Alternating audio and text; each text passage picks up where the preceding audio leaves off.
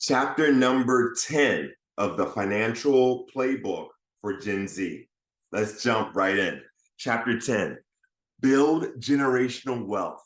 Build generational wealth by replacing bad financial thought patterns and habits with good financial thought patterns and habits. And teach this to everyone in your sphere of influence. This is important because your mindset is just as important as your skill set and your tool set. Don't give people the benefits of your success without also giving them the ingredients of your success. And the ingredients of your success include these three key things: the right mindset, the right skill set, and the right tool set. I want to share with you this story. It's a story about a water carrier who had two large pots, each hung on the ends of a pole which he carried across his neck. One of the pots had a crack in it, while the other pot was perfect. Each day, at the end of the long walk from the water stream back to the house, the perfect pot always delivered a full portion of water. But the broken pot always delivered only half a pot of water because the other half of its water would always leak out all along the way back to the house. And this continued on for years. And of course, the perfect pot felt proud of itself. It felt like a high achiever. It felt successful, had very high self-esteem. It felt very good about itself. But the broken pot felt ashamed of itself and felt miserable. And one day by the water stream, the broken pot spoke out to the water carrier and said, "I'm ashamed of myself because this crack in my side, it causes water to leak out all the way back to your house. I'm no good. I'm inferior. I've been broken. I've been broken by some things that have happened to me in the past. You see, I've been through some bad experiences that have hurt me so much. And now I have all these insecurities, I have all of these issues that are holding me down and holding me back. I'm sick and I'll never be made well. So you should just destroy me because my life has no meaning and no purpose." And then the water carrier responded to the broken pot and said, "Did you notice that there were flowers only along your side of the path and not along the other pot's side? That is because I've always known about your flaw. And I planted flower seeds all along your side of the path. And each day as we walk back from the water stream, the water that leaks out from the side, from your side, waters these flowers. And for years now, I've been able to pick these beautiful flowers to make the world a more beautiful place."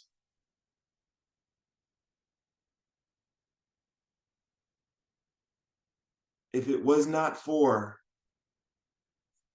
your flaw, your flaw, there would not be these beautiful flowers to grace the world.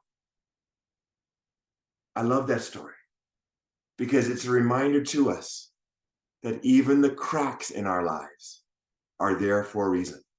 Even the cracks in our lives, even the flaws, the imperfections, the challenges, the struggles, the obstacles, even the cracks in our lives are there for a reason.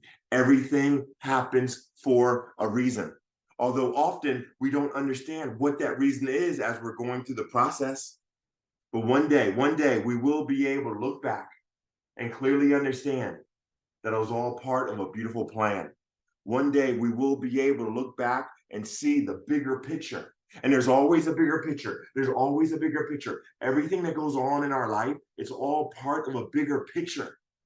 But one of the most challenging things about life is that often we can't see the picture because we're standing in the frame. Holler if you hear me, right?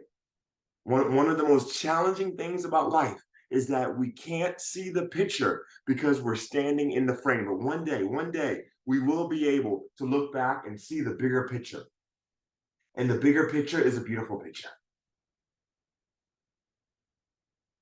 To really make this point clear, let me share with you another story. It's a story about a store owner who placed a large sign on top of the front door of his store. And the sign read, "Puppies for sale." And almost immediately, a little boy comes into the store full of enthusiasm and asks, "How much are the puppies?" The store owner replied, "Anywhere between $30 to $50 per puppy." The little boy dug deep into his pocket and he pulls out $1.37. He says, "All I have is $1.37, but can I see the puppies?" The store owner smiled and then whistled. And out from the kennel came a group of puppies running down the aisle of the store. But there was one puppy that was lagging behind all the others because it was limping. It was limping along. The little boy noticed that puppy that was limping and asked, "What's wrong with that puppy?" The store owner then explained how the veterinarian had examined that puppy and had noticed that that puppy was missing a hip socket. So it would always be lame. It would always limp. Little boy got excited and said, "That's the puppy that I want to buy." Store owner replied, "No, you don't want to buy that puppy. That puppy limps. That puppy has issues. In fact, I plan to just give away that puppy for free because that puppy does not have any value." The little boy got upset and said, "That puppy is as valuable as all the other puppies. Now I'll give you full price for that puppy.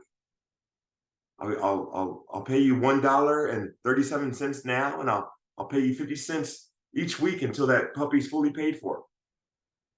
But again, the store owner expressed concern and said, "Look, I really don't think you're going to enjoy that puppy because that puppy can't run and it can't jump and it can't play with you like the other puppies can." And then at that moment, the little boy bent down and picked up his left pant leg. And he showed the store owner his left leg, which was crippled and twisted and held together by a metal rod. And he says to the store owner, "I can't run well myself either. And that puppy needs someone who can understand." I love that story because it's a reminder to us that imperfect is perfect. Imperfect is perfect. Our imperfections make us humble. Our imperfections make us relatable. Our imperfections make us compassionate. Our imperfections can give us a unique ability to add a special value to the world. Imperfect is perfect. We are perfect just the way we are. Now, of course, we must continue to learn and grow so that we can become the best versions of ourselves. But at every stage in our development, we are perfect just the way we are. Imperfect is perfect. And you know, this message really touches me deeply because I realize that I need to constantly remind myself of that. I need to constantly remind myself that imperfect is perfect. Because just like everyone else, there's certain issues in my life that tend to weigh me down. And I realize that I need to constantly remind myself that imperfect is perfect. I need to constantly remind myself that it's okay that I struggle. I need to constantly remind myself that as long as I'm doing my best and I'm making progress, then I'm winning. I need to constantly remind myself that I don't have to wait until certain issues get resolved in order to feel happy. I need to remind myself that I can feel happy as I go through the process of working my way through certain issues in my life. In other words, I need to remind myself that I don't have to achieve in order to be happy. I can happily achieve, you know, because there is no path to happiness. Happiness is the path. Holla if you hear me, right? There is no path to happiness. Happiness is the path. And so I can enjoy the journey because really the journey is the prize, right? The journey is the prize. The process is the prize. In other words, always remember this, always remember this. Love the life you have as you build the life you want. Love the life you have as you build the life you want.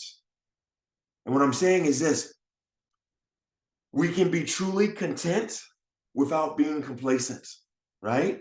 We can truly be happy and content about where we are right now in our lives. And at the same time, we can be fully motivated to improve where we are. We can be content without being complacent. We can love the life we have as we build the life we want.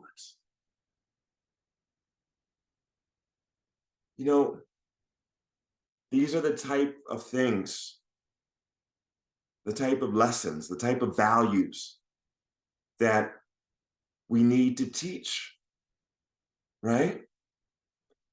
We need to message our blueprints. Message our blueprints. Basically, what I'm saying here is we want to share everything that we're learning. Teach everything that you learn. That's important, to be a giver, because we rise by lifting others. Your legacy is created through the value you bring to other people's lives. Legacy is greater than currency. So as you're building wealth, you want to start to even think about setting up a trust fund so that you can control how your assets are managed even long after you're gone. I believe that every single person should have a trust fund. Now, what is a trust fund? A trust fund is a special type of legal entity that holds assets for the benefit of another person, group, or organization. There are many different types, but two main categories: revocable and irrevocable. Now, a trust fund is an estate planning tool in which you give specific instructions regarding how and to whom your assets will be distributed. Now, why is it important to have a trust fund? Well, there are many, many benefits, but I would say this. One of the main benefits is that it prevents people from fighting over your assets. And it gives you a lot of control over how your assets are managed, even long after you're gone.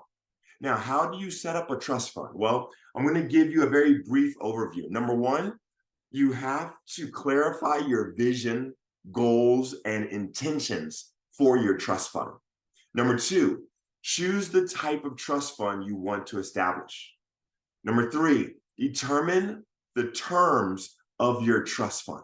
This includes choosing a trustee, right? A trustee is a person who will manage the trust and oversee the distribution of your assets to your beneficiaries.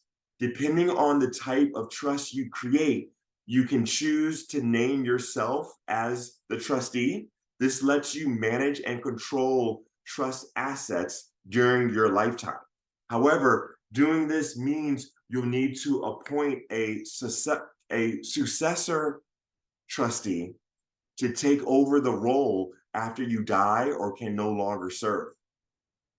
Also, determining distributions. Make a list of all the assets you plan to transfer to the trust and decide which beneficiary should receive each asset. Setting provisions depending on your vision, goals, and intentions for your trust fund, right?